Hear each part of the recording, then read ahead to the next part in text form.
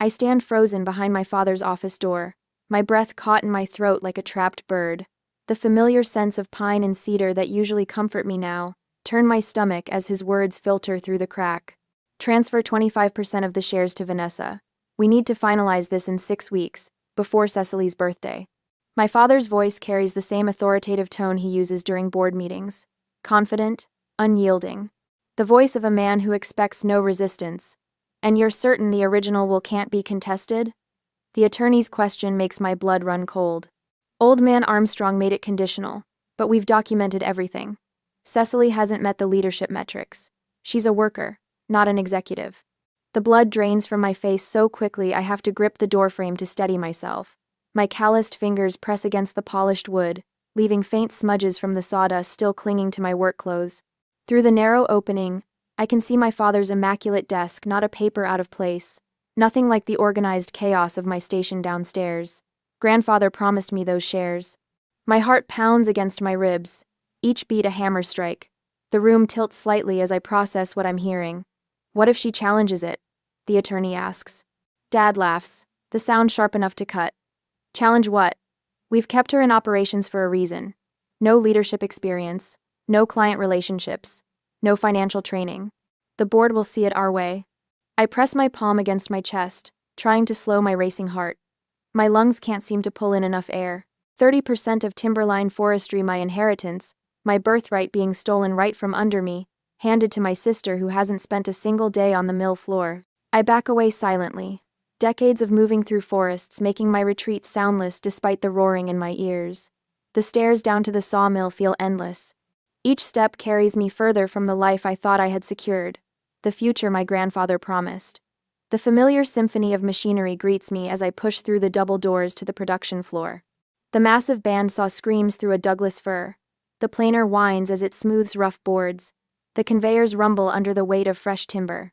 Sounds that once represented my heritage now feel hollow, mocking. I nod mechanically to Miguel at the sorting station as I pass, unable to form words. He's worked here 30 years longer than I've been alive and can grade lumber by touch alone. The employees respect me. They know I understand every inch of this operation. But upstairs, where decisions are made, my expertise means nothing. My mind drifts back to when I was 12, grandfather taking me into the forest at dawn.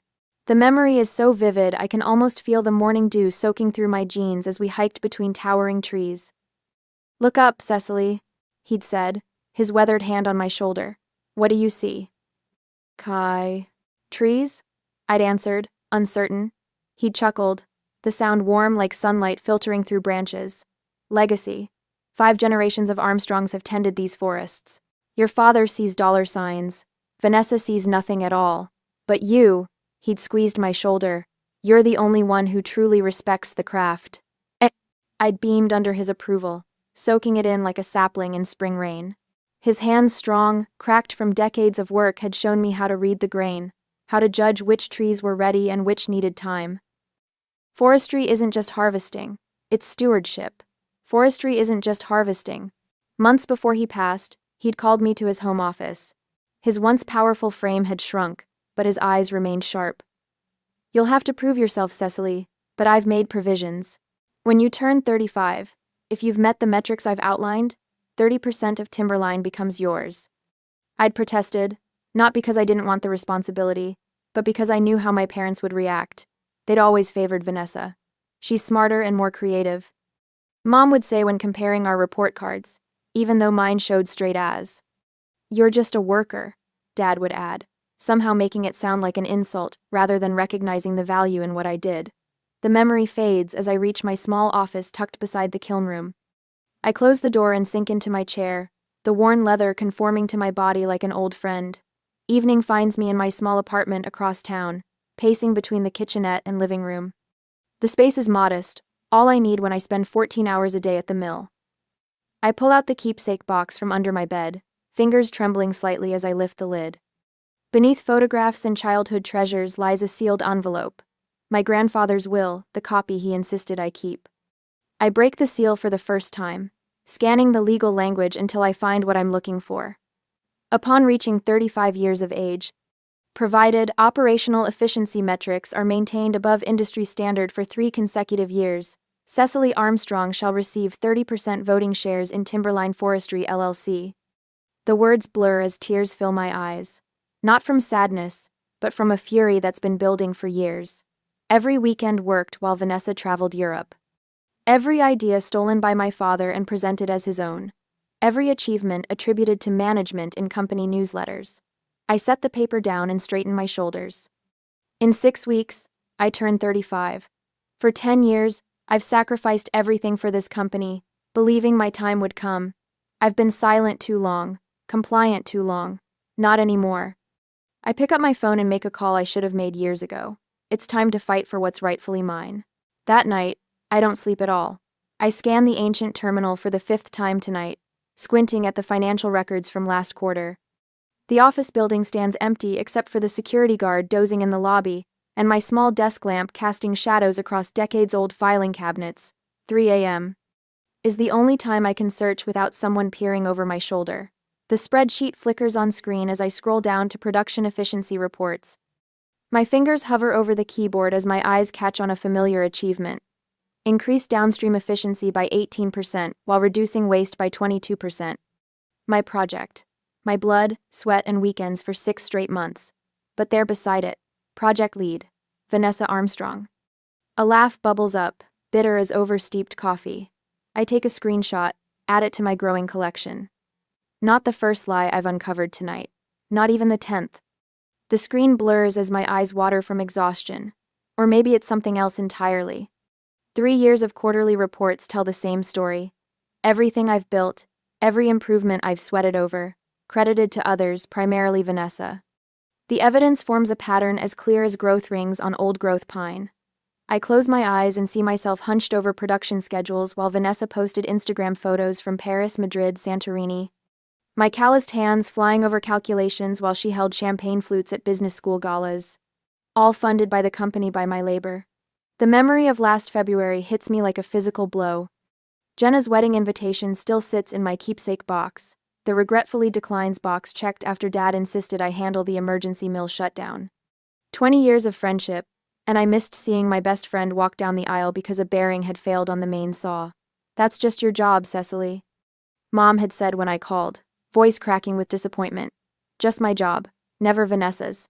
I shut down the computer and pressed the heels of my hands against my eyes. The betrayal isn't new, it's just finally documented. In black and white, irrefutable. Morning comes too quickly. I force myself through the mill floor inspection, nodding mechanically as Miguel shows me a great improvement on the oak shipment. When my phone buzzes with a meeting notification, I trudge upstairs like a condemned prisoner. The conference room smells of leather and my father's sandalwood cologne. Through the glass walls, I watch him gesturing expansively to 3 men, in suits, board members, and advisors I recognize from quarterly meetings. The restructuring gives us flexibility, Dad says, not noticing me in the doorway. Cecily runs operations smoothly, but Vanessa brings vision. When we shift controlling interest next month, we'll position for aggressive expansion without the traditional constraints. One advisor glances toward the door, spots me. Dad turns, his smile never reaching his eyes. Ah, Cecily, we were just discussing future planning. Nothing for you to worry about. Nothing for me to worry about. The same dismissal I've heard since childhood. I force a neutral expression and take a seat in the corner, watching him continue as if I were invisible. The perfect metaphor for my 34 years at Timberline. I escape as soon as possible, fleeing to the sanctuary of sawdust and machinery. My phone buzzes again. Vanessa, summoning me to lunch tomorrow. Lovely. The next day, I arrive at Riverfront Bistro 10 minutes early. Vanessa saunters in 20 minutes late, designer sunglasses pushed into hair that probably cost more than my monthly rent. Cecily. She air kisses near my cheek. God, you smell like wood chips. Don't you shower between shifts? I bite back the obvious retort about where our paychecks come from and force a smile. What's up, Vanessa? She orders a $60 bottle of wine before addressing me. Daddy wants me to get more familiar with the operational side before the transition. What transition? Vanessa's perfect eyebrows rise fractionally. Don't play dumb, Cece. Daddy always said I'd run the company someday. She tosses her hair back, diamond earrings catching the light. I mean, you're great with the blue-collar stuff, but this is business. Real business. The wine arrives. I don't touch mine. 30%, I say quietly. What? Grandfather's will gives me 30% of voting shares when I turn 35. 6 weeks from now. Vanessa laughs, the sound like breaking glass. Oh, honey, that was conditional on leadership metrics. She leans forward, patting my hand condescendingly. You've been stuck in operations for a decade. The board will never consider you leadership material. Because they've been systematically erasing my contributions. Because every achievement has been stolen from me, credited to others to her. I stand abruptly, my chair scraping against hardwood. We'll see. That afternoon, I make a call I've avoided for 3 years. Kate Lawson answers on the second ring. Cecily Armstrong. Didn't expect to hear from you again. I wince at her tone. I need to talk to you. About what happened. Silence stretches between us.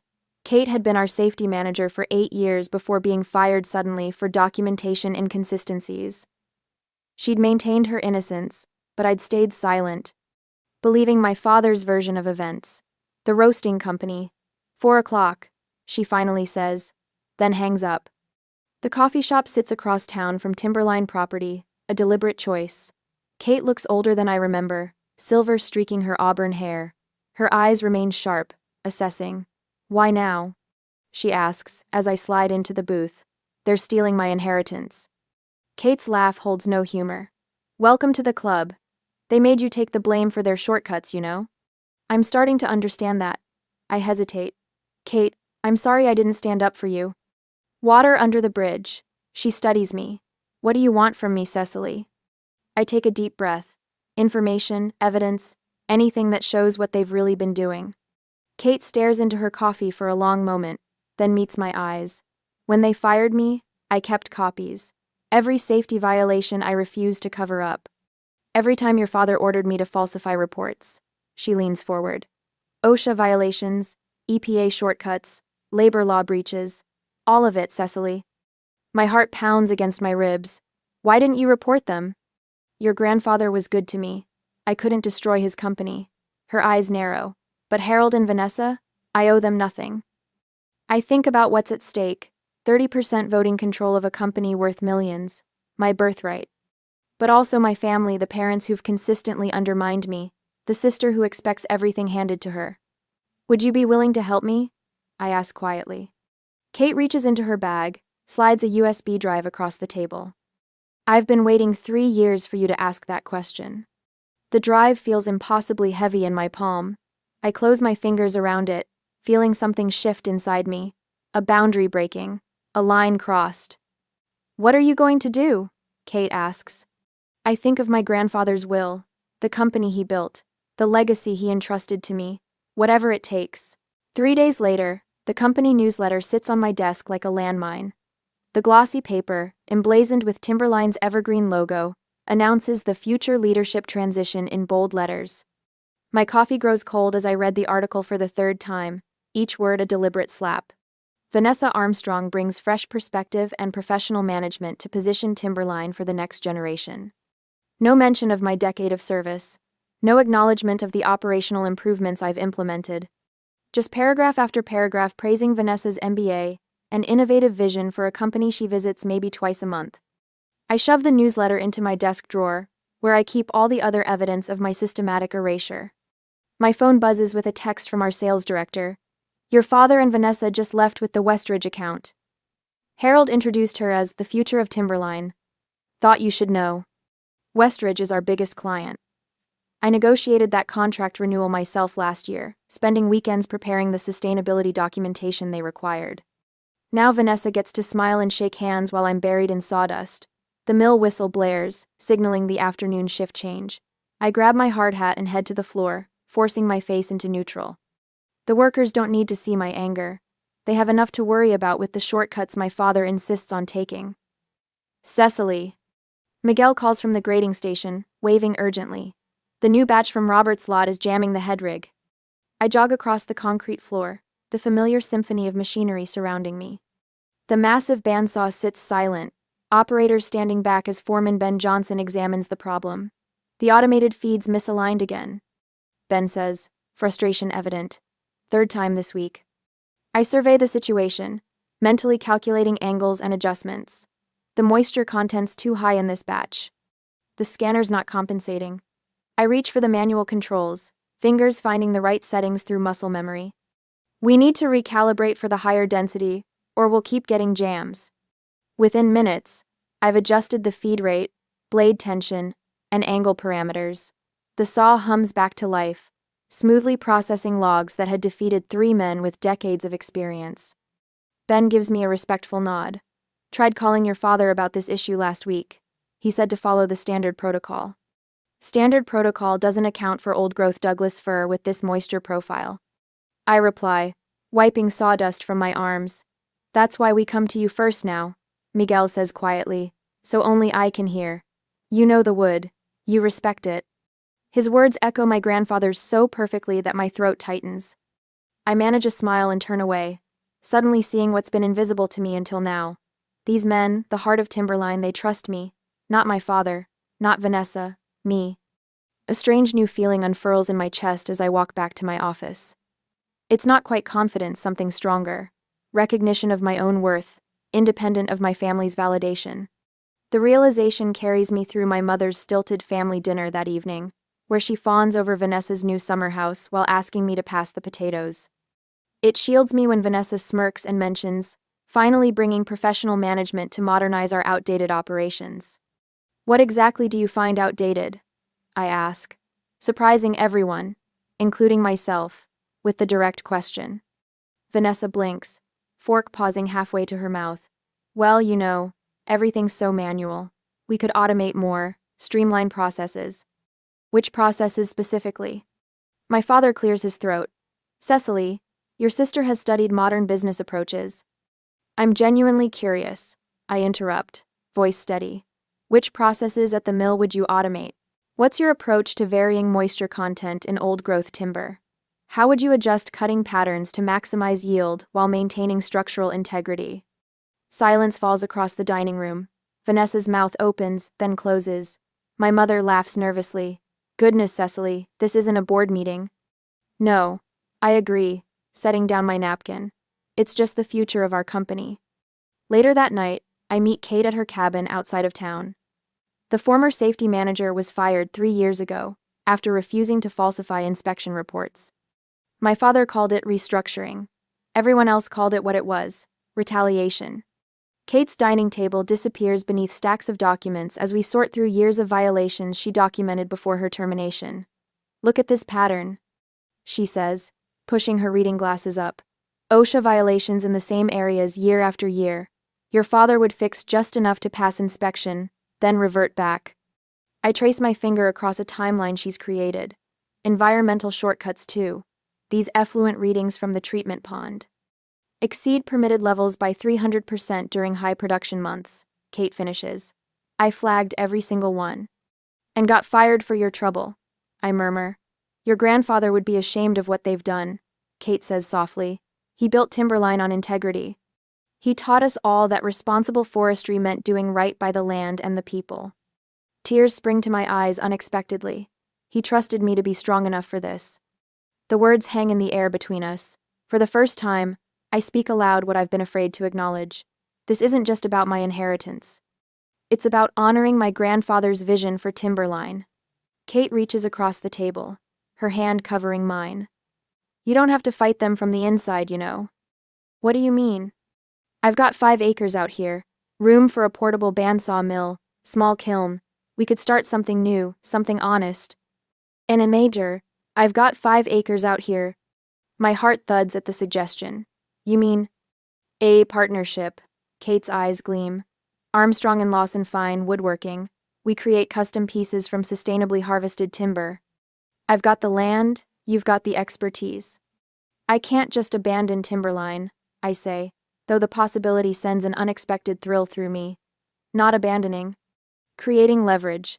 Kate sorts through another pile of documents.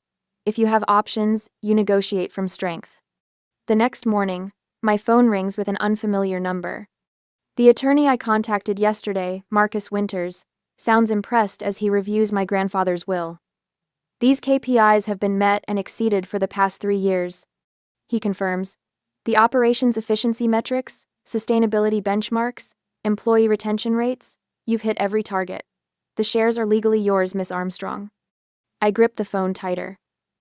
My father claims I haven't met the leadership requirements. The will doesn't specify leadership in the way they're interpreting it, Marcus explains. It requires operational leadership, which you've clearly demonstrated. Your grandfather was quite specific about measuring outcomes, not titles. After the call, I drive out to my grandfather's favorite stand of old-growth forest. The ancient trees tower overhead, their massive trunks wider than my car. This parcel, which he refused to harvest, stands as his monument. I rest my palm against the rough bark of a Douglas fir that was old when the Declaration of Independence was signed. Above me, sunlight filters through branches that have weathered centuries of storms. The strongest trees weather the harshest storms. My grandfather used to say, his weathered hand patting the trunk just as mine does now.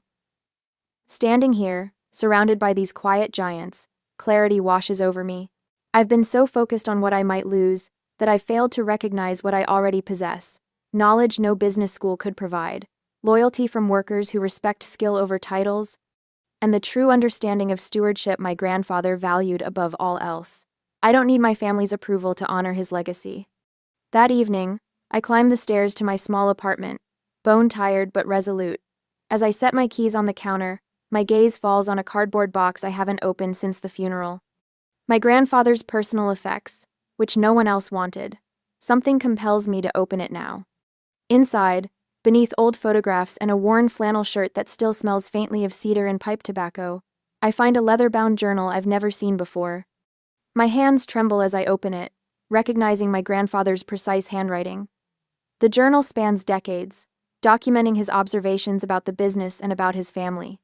Page after page reveals his concerns about my father's shortcuts, his disappointment in Vanessa's disinterest in the craft, his growing certainty that I alone understood what Timberline should be. The final entry, dated just weeks before his death, reads, "Cecily alone has the wisdom to steward this legacy. I've arranged for her to have the means, if she finds the courage. The trees have taught her patience and resilience. Now she must learn to stand tall against the wind." I close the journal, pressing it to my chest as if I could absorb his faith in me. Tomorrow I'll meet with Marcus again. Tonight, I allow myself to feel the anger and determination that will fuel what comes next. I am my grandfather's heir in more than shares. I am the keeper of his vision. And I will not be cut down without a fight. Another week passes by, and during this time I am working with Kate secretly to protect grandfathers and my legacy. One Tuesday morning, I arrive at the mill before dawn, my truck the first in the parking lot as usual. The early morning quiet allows me to think clearly, to move methodically through my plans without interruption. My grandfather's journal sits heavy in my bag, its worn leather cover a reminder of the legacy I'm fighting for. For 2 weeks I've been building my case. Every violation, every stolen idea, every manipulation, all meticulously documented in folders color-coded by severity. Red for safety violations that could shut us down. Blue for labor issues that would trigger investigations. Green for the environmental shortcuts that would horrify our sustainability-conscious clients. Kate's voice echoes in my head as I unlock my office. "They've underestimated you for years, Cecily. Use that." I spread the documents across my desk, each page a weapon in my arsenal. The attorney confirmed yesterday what I already knew: my performance metrics have exceeded the requirements in grandfather's will for 3 consecutive years. Those shares are legally mine. My phone buzzes with a text from Kate. "Got the final inspection reports. Meeting at 4?" I type back quickly. "Perfect." Bringing the contract comparisons. Our side business, Armstrong and Lawson Fine Woodworking, has become more than just a safety net. It's become a statement of independence, a declaration that my skills have value beyond these walls. The mill roars to life around me as workers arrive. Miguel knocks on my doorframe, his weathered face serious. "Your father left new cutting instructions," he says, handing me a clipboard. "Makes no sense with what we've got in inventory." I scan the document, immediately spotting the problem. "Ignore these. Follow yesterday's plan." I hand him the correct specifications. "And Miguel?" "Document any pressure to change course." He nods, understanding flowing between us without words.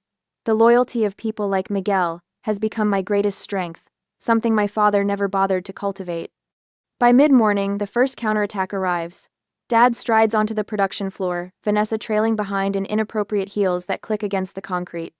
She's dressed for a boardroom, not a sawmill, in a tailored suit that probably cost more than my monthly rent.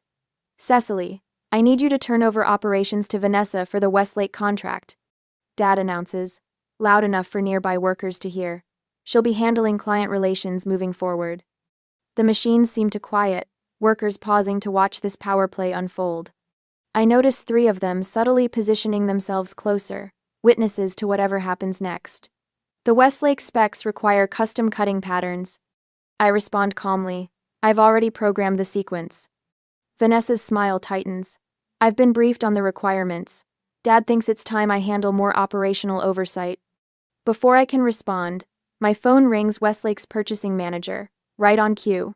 "This is Cecily," I answer, maintaining eye contact with my father.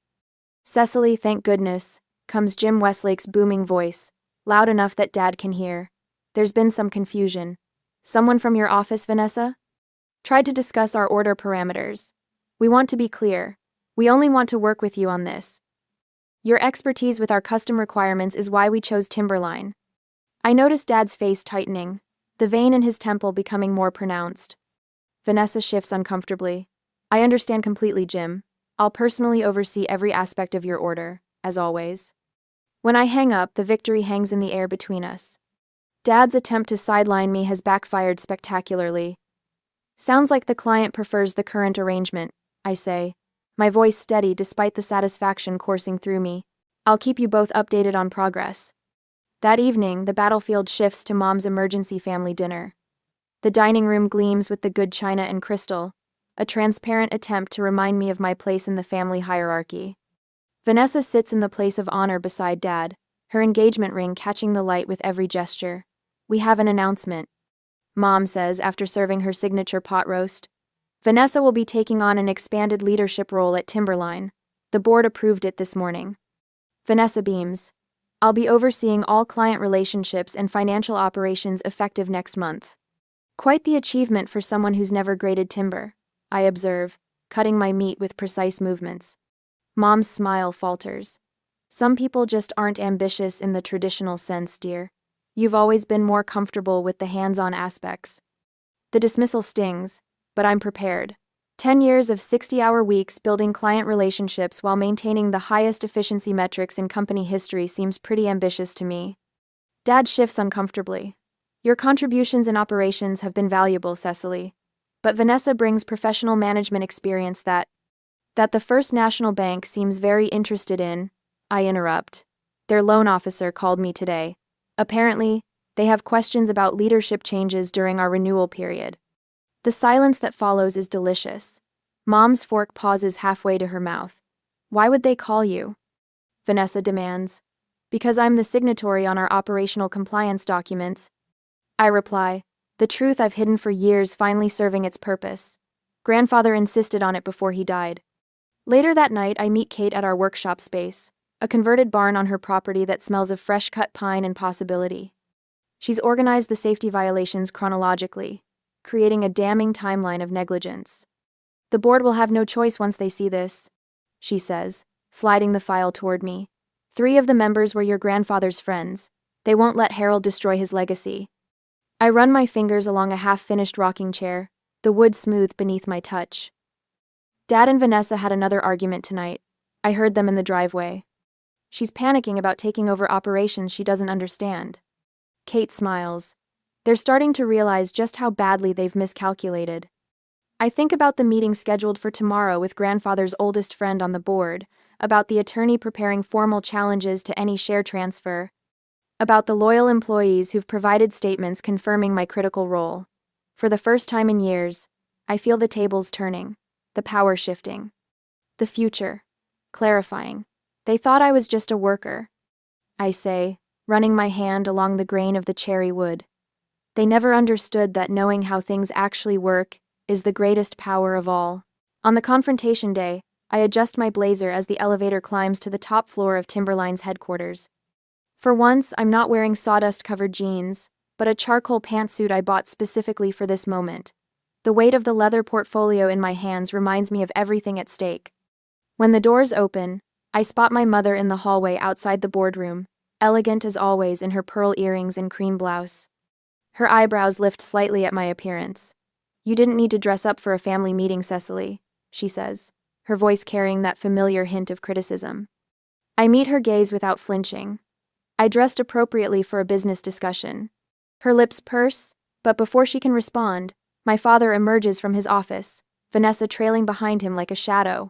My sister's designer suit probably cost more than 3 months of my rent. The contrast between us couldn't be more stark, her manicured nails against my hands that no amount of lotion can fully soften. "Let's get this wrapped up quickly," Dad says, not quite meeting my eyes. "I have calls with the Seattle developers at 11. The boardroom feels colder than usual. I take a seat opposite my family, placing my portfolio on the gleaming mahogany table. Their attorney, Mr. Greenfield, sits at my father's right hand, his expression carefully neutral. Dad clears his throat. "We've called this meeting to discuss the future leadership structure of Timberline. As you know, we're entering a critical expansion phase." I watch his hands, the same ones that taught me to tie fishing knots when I was 7, now gesturing dismissively as if I'm a minor inconvenience. "We're transferring 25% of the shares to Vanessa, with 5% allocated to you, Cecily." My mother jumps in, her voice honey-sweet. "Vanessa has the education to lead Timberline into the future. Her MBA gives her the perspective the company needs now." Vanessa's smile doesn't reach her eyes. 10% is more than enough for someone who just works with her hands, Cece. You'll still have input on operational matters. The childhood nickname lands like a slap. I remain still, letting them continue. Dad leans forward, his tone shifting. "We're also considering restructuring the operations department.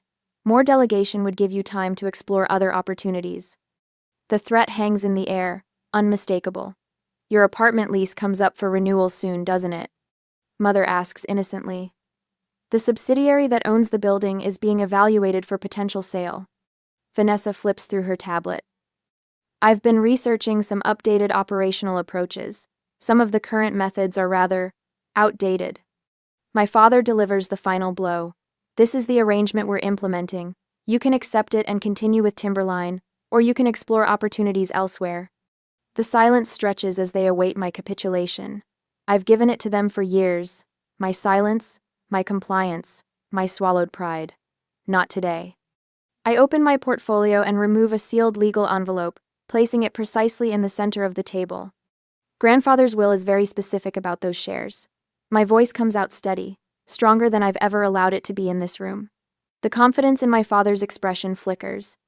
"I know about the safety violations you've been covering up since 2018. I know about the forged environmental compliance reports. I know about the systematic wage theft from the night shift workers." I lay out each accusation like placing cards in a winning hand. My mother's face drains of color. "What are you talking about?" I remove a sealed letter from my attorney, sliding it toward Mr. Greenfield. "This confirms my legal right to all 30% of the shares, as stipulated in grandfather's will." Next comes a bound report. This documents that all performance KPIs have been met and exceeded for 4 consecutive years. My father reaches for it, but I'm not finished. I place a folder on the table. Signed statements from 17 key employees regarding safety and labor violations. They were instructed to ignore or conceal. 5. Finally, I set down a small USB drive. Here are years of evidence, every falsified report, every covered-up accident, every manipulation of the books. Mr. Greenfield picks up my attorney's letter, scanning it with increasing concern. The OSHA violations alone carry penalties of up to $145,000 per incident. I say, watching my father's face. "I've documented 37 separate violations." My mother gasps. EPA violations regarding improper disposal of chemical treatments could trigger fines exceeding $8 million, plus potential criminal charges. Vanessa's smugness has evaporated, replaced by growing panic. Labor Department investigations into systematic wage theft would result in back payments, penalties, and permanent damage to government contracts. I close my portfolio. My grandfather built this company with integrity. He entrusted me with preserving that legacy because he knew I was the only one who truly cared about the people who work here, not just the profit margins. My father attempts to regain control. We can discuss this reasonably. You have 48 hours to honor the will's provisions, reinstate proper safety protocols, and begin remediation of environmental issues. I interrupt, standing. Or every document goes to the authorities. You wouldn't destroy your own family's company, my mother whispers. I'm trying to save it. I meet each of their eyes in turn. From you. I turn to leave, their stunned silence more satisfying than any shouting match could be. You can't do this, Vanessa finally manages, her voice thin with shock. Mr. Greenfield clears his throat. Actually, based on these documents, she can. He turns to my father. You have no choice but to comply. I pause at the doorway, the weight of 30 years of diminishment falling away with each step. 48 hours. I repeat, and walk out, leaving the family that underestimated me to face the truth I finally had the courage to speak.